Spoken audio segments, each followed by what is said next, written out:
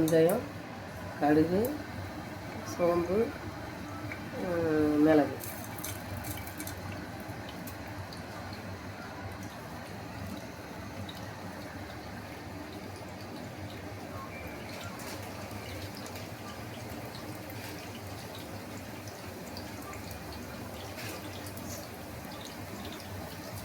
மறுபடி வச்சுட்டு விட்டு பத்தலாம்.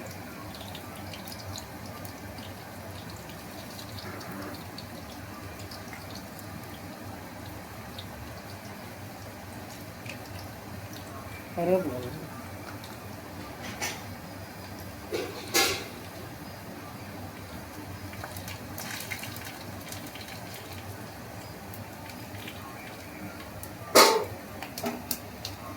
நல்லெண்ணெய், கடுகு, வெந்தயம், கருவேப்பிலை, உளுந்தம்பருப்பு, கருவேப்பிலை, சோம்பு, வெங்காயம்,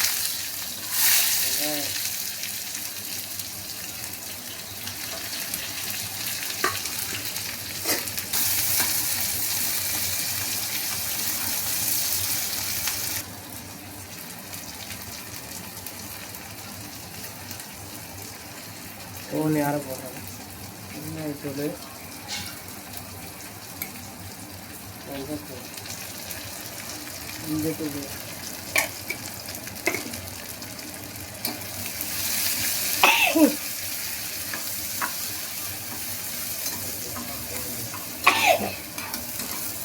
வேலையில் இருக்குது, நல்லா இருக்கும், மட்டமில் வேலையில் இருக்கும்.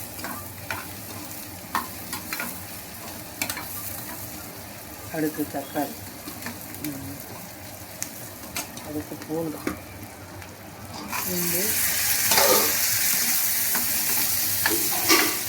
மசாலா பொடி கூட வேகக்கூடாது. இதெல்லாம் நல்லா ட்ரையாக வதக்கிட்டு தக்காளி,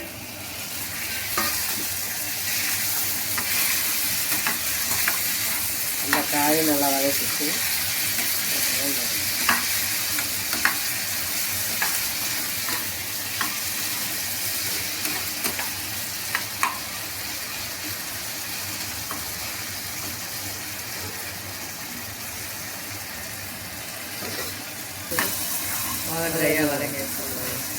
அதனால காய்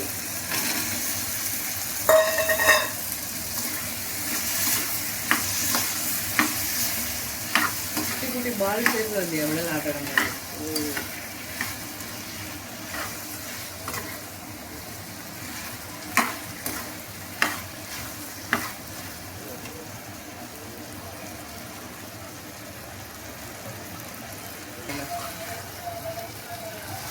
இதனோட பயன்கள் சளி, நாள்பட்ட இருமல், சளி, வீசிங் வர்றது, ஆஸ்மா வர்றதுக்கு, இது எல்லாத்துக்குமே மருத்துவ குணம் உண்டு. குழந்தைகளும் சரி, பெரியவங்களும் சரி சாப்பிட்டு வந்தால் சளி, இருமல், காய்ச்சல் எல்லாருக்குமே இது கேட்கும். வாரம் ஒரு வட்டம், 10 நாளைக்கு ஒரு வட்டம் முறைப்படி சாப்பிட்டு வந்தோம்னா நம்ம சளி வராமல் நம்ம உடம்பு ஆரோக்கியமாக பார்த்துக்கலாம். மூலிகை என்ன ஓகே. அப்புறம் சிறு கிளறும். நம்ம கரைச்சலில் புளி கரைசலை போட்டு, புளி கரைசல் வச்சுருக்கோம்ல, புளி சைஸு ஒரு நெல்லிக்காய் அளவு, காய்க்கு தகுந்து சுண்டைக்காய் அளவும் போடலாம், நெல்லிக்காய் அளவும் போடலாம். நம்ம எவ்வளோ காய் யூஸ் பண்ணுறோமோ அதுக்கு தகுந்து இந்த கொஞ்சம் ஊற்றுறேன், பார்த்துக்கோங்க.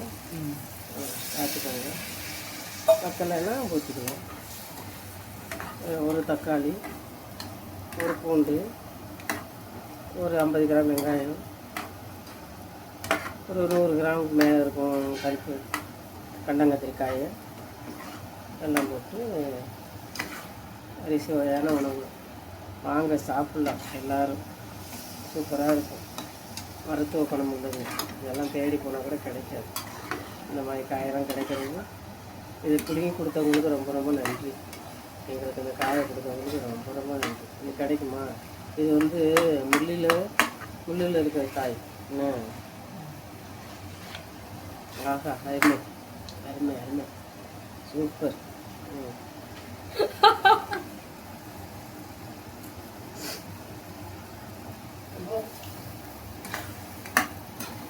அருமை அருமை. Super super. ப்ளீஸ் யாராவதுங்களுக்கு எலுமிச்சம்பழம் கூட போட்டோம் ஊற்றிக்கலாம். லெமனை புழிஞ்சு கொஞ்சம் உங்களுக்கு எவ்வளோ தேவையோ அந்தளவுக்கு ஊற்றிக்கலாம். லெமனும் போட்டுக்கலாம். Lemon lemon எங்கடாம்மா